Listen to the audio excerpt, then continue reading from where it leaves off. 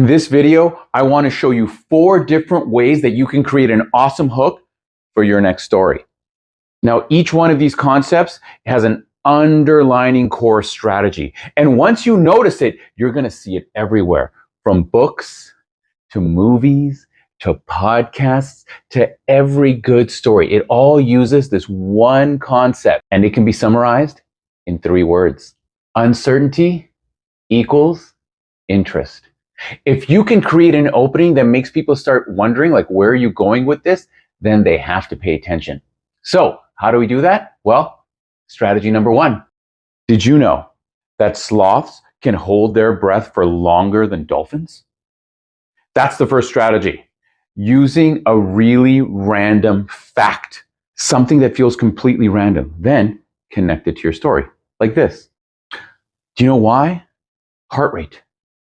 Heart rate. A sloth's heart rate is so slow that it barely needs to breathe. And that's how I felt the last time I was afraid. I could barely breathe, but my heart rate was spiking.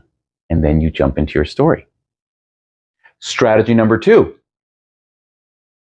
This is a spoon. It's a simple wooden spoon. But it's probably one of the most effective tools we have ever made. It's ancient. It's simple and it's easy. And that's how I started overcoming my fear. Not with a spoon, but with a simple, ancient trick, my breath. And that's the second strategy. Start off with a simple, everyday prop, give it a quality, and then take that quality and tie it into your story. Number 3, start in the middle. Start in the middle of your story and then jump right to your beginning. The whole audience is going to spend the whole story wondering how the 2 things are connected. Every good book, every good movie does it when they have the little prologue, the little scene, and you're like, how is this connected to the main plot? Here's an example.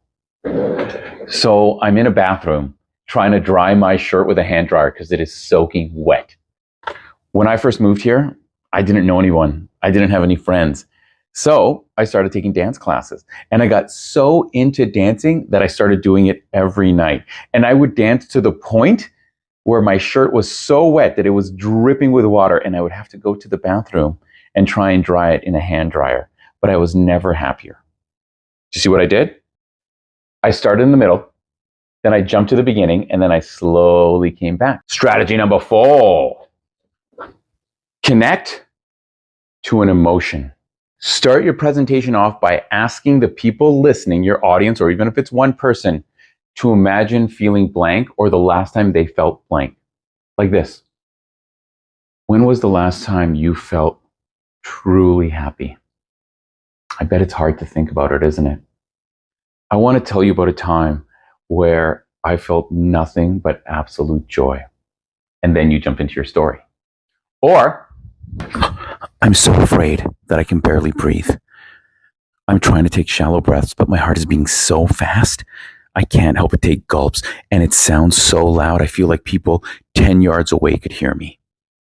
And then you jump into the rest of your story. And there you go.